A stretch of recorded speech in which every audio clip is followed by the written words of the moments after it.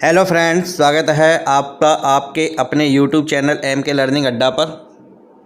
आज हम हिंदी व्याकरण का बहुत ही महत्वपूर्ण टॉपिक रस के विषय में चर्चा करेंगे। इस वीडियो को पूरा देखने के बाद आपके मन में रस को लेकर कोई भी डाउट नहीं रहेगा, क्योंकि यहाँ हम प्रत्येक रस के विषय में विस्तार से चर्चा करने वाले हैं। तो आपका ज़्यादा समय ना लेते हुए चलिए शुरू करते हैं आज का महत्वपूर्ण टॉपिक रस। तो चलिए सबसे पहले समझते हैं कि रस क्या होते हैं। रस का शाब्दिक अर्थ है आनंद। काव्य के पठन, श्रवण एवं लेखन से जिस आनंद की अनुभूति होती है उसे रस कहते हैं। काव्य को पढ़ना, सुनना और लिखने से जिस आनंद की अनुभूति होती है उसे ही रस कहते हैं। रस को काव्य की आत्मा या प्राण तत्व माना जाता है।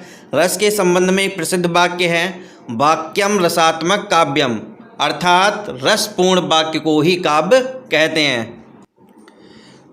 चलिए समझते हैं रस के अंग। रस के अंग या तत्व या अवयव। रस के कुल 4 अंग होते हैं। एक स्थायी भाव, विभाव जिसे कारण भी कहते हैं, तीसरा अनुभाव और चौथा संचारी या व्यभिचारी भाव। भाव का अर्थ होता है होना। अब हम रस के प्रत्येक अंग के बारे में विस्तार से चर्चा करेंगे। स्थायी भाव। स्थायी भाव का मतलब होता है प्रधान भाव। ये रस का सबसे प्रधान भाव माना जाता है। स्थायी भाव को रस का आधार माना जाता है। ये काव्य या नाटक में शुरू से आखिर तक होते हैं, यानी कि काव्य और नाटक में शुरू से आखिर तक होते हैं। इनकी कुल संख्या 11 होती है। रति, हास, शोक, उत्साह, क्रोध, जुगुप्सा, विस्मय, निर्वेद, वात्सल, भय, भगवत विषयक रति। चलिए समझते हैं विभाव। विभाव का अर्थ होता है कारण। ये स्थायी भाव का विभावना या उद्बोधन करते हैं। ये रस की उत्पत्ति में आधारभूत माने जाते हैं।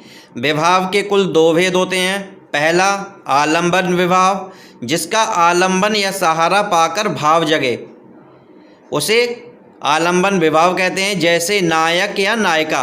आलंबन विभाव के 2 पक्ष होते हैं। एक आश्रयालंबन, जिसके मन में भाव जगे।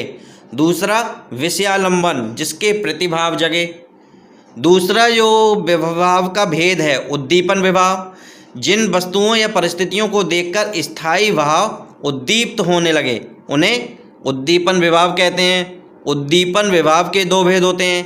पहला आलंबनगत बाह्य चेष्टा और दूसरा बाह्य वातावरण। रस के अंग के विषय में चर्चा करने के बाद चलिए समझते हैं रस कितने प्रकार के होते हैं। हिंदी में मूल रसों की संख्या कुल 9 मानी गई है। श्रृंगार रस, हास्य रस, करुण रस, वीर रस, रौद्र रस, भयानक रस, वीभत्स रस, अद्भुत रस और शांत रस। आचार्यों द्वारा 2 रस और जोड़े गए हैं, वत्सल व भक्ति रस। इन दोनों को जोड़ने से रसों की कुल संख्या कितनी हो जाती है? 11। भरत मुनि ने केवल 8 रसों की चर्चा की है। ये बहुत ही महत्वपूर्ण पॉइंट है। और नाटक में केवल 8 रस माने जाते हैं। नाटक में शांत रस को शामिल नहीं किया जाता है। तो चलिए सबसे पहले समझते हैं सबसे महत्वपूर्ण रस श्रृंगार रस के विषय में। नायक एवं नायिका के सौंदर्य तथा प्रेम संबंधी वर्णन को ही श्रृंगार रस कहते हैं। श्रृंगार रस को रसों का राजा भी कहते हैं। इसका स्थायी भाव होता है रति, आलंबन विभाव नायक और नायिका, उद्दीपन विभाव प्रकृति, रमणीक, उपवन, बसंत ऋतु, चांदनी, अनुभाव अवलोकन, स्पर्श, आलिंगन, कटाक्ष और अश्रु। संचारी भाव इसके होते हैं हर्ष, जड़ता, निर्वेद। श्रृंगार रस के विषय में तुलसीदास जी की बहुत ही महत्वपूर्ण उदाहरण दिया गया है। इस उदाहरण में भगवान श्री राम और सीता के विवाह का बहुत ही रोमांचक वर्णन किया गया है। दूल्हा श्री रघुनाथ बने, दुल्ही सिए सुंदर मंदिर माही, गावत गीत सवै मिल सुंदर, वेद जुवाजुर विप्र पढ़ाही। राम को रूप निहारत जानकी, कंकन के नग की परचाही, याते सब भूल गई कर टेक रही, पल टारत नाही। श्रृंगार रस 2 प्रकार के होते हैं। नंबर 1 संयोग श्रृंगार। संयोग का अर्थ होता है सुख की प्राप्ति। संयोग काल में नायक और नायिका की पारस्परिक रति को ही संयोग श्रृंगार कहते हैं। जैसे बतरस लालच लाल की, मुरली धरे लुकाए, सोह करे बोहनी हसे, दैन कहे नट जाए, ये बिहारी लाल की प्रसिद्ध रचना है। दूसरा वियोग श्रृंगार, प्रेम में अनुरक्त नायक और नायिका के मिलन का अभाव, वियोग या विप्रलंभ श्रृंगार होता है। जैसे निस्दिन बरसत नयन हमारे, सदा रहत पावस ऋतु, हम पे जबते श्याम सिधारे, ये सूरदास जी की प्रसिद्ध रचना है। बिहारी लाल ने संयोग श्रृंगार के विषय में चर्चा की है, जबकि सूरदास ने अपनी रचना में वियोग श्रृंगार के विषय में चर्चा की है। चलिए समझते हैं हास्य रस के विषय में। जहाँ किसी की वेशभूषा, बाड़ी, आकार आदि को देखकर मन में जो प्रसन्नता का भाव उत्पन्न होता है उसे हास्य रस कहते हैं। इसका स्थायी भाव होता है हास, अनुभाव इसमें होता है मुस्कुराहट, हंसी, ताली पीटना। संचारी भाव इसमें होता है स्नेह, आवेग, स्मृति और उत्सुकता। उदाहरण इसका दिया गया है, बुरे समय को देख कर गंजे तू क्यों रोए, किसी भी हालत में तेरा बाल न बांका होए। करुण रस, जहाँ किसी विनाश, वियोग या प्रेम पात्र के चिर वियोग से जो दुख या वेदना उत्पन्न होती है उसे करुण रस कहते हैं। इसका जो स्थायी भाव होता है, स्थायी भाव लिखने से लगे, स्थायी भाव इसका ध्यान कर लेना, शोक होता है। स्थायी भाव शोक, आलंबन विभाव प्रियजनों का विभोग, पराधव, दोषपूर्ण परिस्थितियाँ। उद्दीपन विभाव सुर्खियाँ, यश एवं गुण, कथन, संकटपूर्ण परिस्थितियाँ। अनुभाव रोना, छाती पीटना, आंसू बहाना। संचारी भाव निर्वेद, मोह, गिलानी, चिंता, विषाद। उदाहरण द्वारा समझते हैं, राम कही राम, राम कही राम, कही राम, राम कही राम, तनु परिहरि रघुवर विरह, राव गयु सुरधाम। चलिए समझते हैं वीर रस के लिए। जब किसी विषय और वर्णन में उत्साह युक्त वीरता के भाव को प्रदर्शित किया जाता है वहाँ वीर रस होता है। वीर रस कुल 4 प्रकार के होते हैं, युद्धवीर, धर्मवीर, दानवीर और दयावीर। वीर रस का स्थायी भाव होता है उत्साह, आलंबन विभाव शत्रु, पर्व, तीर्थ स्थान। उद्दीपन विभाव शत्रु का पराक्रम, अनुभाव धर्म के लिए कष्ट सहना। संचारी भाव गर्व, हर्ष, मति, धृति। इसका उदाहरण दिया गया है, हे सारथे है द्रोण क्या, देवेंद्र भी आकर अड़े, है खेल क्षत्रिय बाल्यकों का, व्यू भेद न कर लड़े। मैं सत्य कहता हूँ सखे सुकुमार, मत जानो मुझे, यमराज से भी युद्ध को प्रस्तुत सदा मानो मुझे। ये रणभूमि के युद्ध का वर्णन किया गया है, जब अर्जुन के सुपुत्र यानी कि अभिमन्यु चक्रव्यूह को भेदने के बारे में अपनी वीरता का वर्णन करते हैं। चलिए जानते हैं रौद्र रस के लिए। जब किसी व्यक्ति द्वारा दूसरे व्यक्ति का अपमान या निंदा करने से जो क्रोध उत्पन्न होता है उसे रौद्र रस कहते हैं। रौद्र रस का स्थायी भाव होता है क्रोध, आलंबन विभाव अपराधी, शत्रु या विपक्षी। उद्दीपन विभाव अनिष्टकारी, निंदा, अपमान। अनुभाव आँखों का लाल होना, दांत पीसना। संचारी भाव मोह, उग्रता, स्मृति। रौद्र रस को अब उदाहरण के द्वारा समझते हैं। यहाँ एक बहुत ही प्रसिद्ध उदाहरण दिया गया है, जब भगवान श्री रामचंद्र जी द्वारा शिव जी का धनुष तोड़ दिया जाता है तो परशुराम क्रोध द्वारा जो वर्णन करते हैं उसके विषय में चर्चा की गई है। रे नृप बालक काल बस बोलत तो ही न संवार, धनुहि सम त्रिपुरारी धूत विदित सकल संसार। जानते हैं भयानक रस के विषय में। जहाँ किसी भय के उत्पन्न होने से जिस रस की उत्पत्ति होती है उसे भयानक रस कहते हैं। भयानक रस का स्थायी भाव होता है भय, आलंबन विभाव, भयावह बलवान शत्रु। उद्दीपन विभाव निस्सहाय और निर्बल होना, शत्रुओं या हिंसक जीवों की चेष्टाएं। अनुभाव स्वेद, कंपन, रोमांच। संचारी भाव दयनीय, शंका, चिंता या आवेश। यहाँ एक बहुत ही प्रसिद्ध उदाहरण दिया गया है।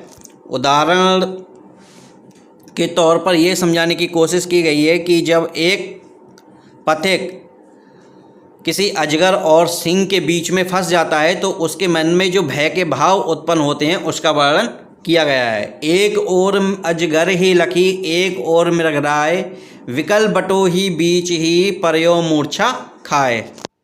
चलिए समझते हैं बीभत्स रस के लिए। घृणित व्यक्तियों या वस्तुओं को देखकर या उनके संबंध में विचार करने से जो घृणा या ग्लानि का भाव उत्पन्न होता है उसे ही बीभत्स रस कहते हैं। इसका स्थायी भाव जुगुप्सा या घृणा होता है। आलंबन विभाव घृणास्पद व्यक्ति या वस्तु। उद्दीपन विभाव घृणित चेष्टाएँ। अनुभाव मुँह फेरना या आंखें मूंद लेना। संचारी भाव मोह, अपस्मार, आवेद, मरण, मूर्छा। यहाँ भारतेंद्र जी का ये प्रसिद्ध उदाहरण दिया गया है। सिर पर बैठ्यो काग, आँख दो खात निकारत, खींचत जीव सियार, अति आनंद और धारत। चलिए जानते हैं अद्भुत रस के विषय में। जब व्यक्ति के मन में विचित्र या आश्चर्यजनक वस्तुओं को देखकर जो विस्मय के भाव उत्पन्न होते हैं उसे अद्भुत रस कहते हैं। इसका स्थायी भाव आश्चर्य या विस्मय। आलंबन विभाव अलौकिक या विचित्र व्यक्ति या वस्तु। उद्दीपन विभाव आलंबन की अद्भुत विशेषताएं एवं उनका श्रवण वर्णन। अनुभाव स्वेद, रोमांच, आश्चर्यजनक भाव। संचारी भाव आवेश, हर्ष, स्मृति, मति। यहाँ एक प्रसिद्ध उदाहरण दिया गया है। जब यशोदा माँ भगवान श्री कृष्ण के मुख में संपूर्ण ब्रह्मांड के दर्शन करती हैं तो उनके मन में जो आश्चर्य का भाव जागता है उसके विषय में वर्णन किया गया है। देख यशोदा जिसके मुख में सकल विश्व की माया, क्षण भर को वह बनी अचेतन, हिल न सकी कोमल काया। शांत रस जहाँ मोक्ष और आध्यात्म की भावना से जिस रस की उत्पत्ति होती है उसे शांत रस कहते हैं। इसकी उत्पत्ति तत्व ज्ञान एवं वैराग्य से मानी गई है। इसका स्थायी भाव निर्वेद या सम होता है। आलंबन विभाव संसार की क्षण भंगुरता, काल चक्र की प्रबलता। अनुभाव संसार के प्रति मन न लगना। संचारी भाव धृति, मति, विबोध, चिंता। उदाहरण है जब मैं था तब हरि नाही, अब हरि है मैं नाही, सब अंधियारा मिट गया जब दीपक देखा माही। शांत रस जहाँ मोक्ष और आध्यात्म की भावना से जिस रस की उत्पत्ति होती है उसे शांत रस कहते हैं। इसकी उत्पत्ति तत्व ज्ञान एवं वैराग्य से मानी गई है।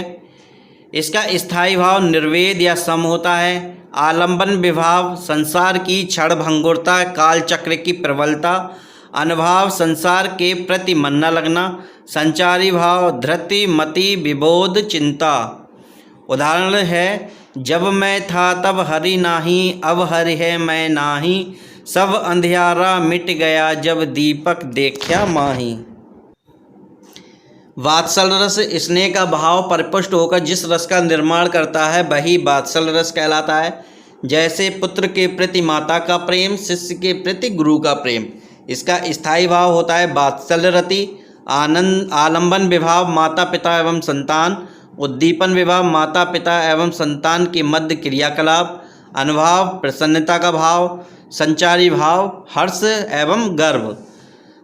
उदाहरण समझते हैं। किलकत कान घुटरूवन आवत, मनमय कनक नंद आंगन, बिंब पकरिवे घावत। सूरदास जी की प्रसिद्ध रचना है ये।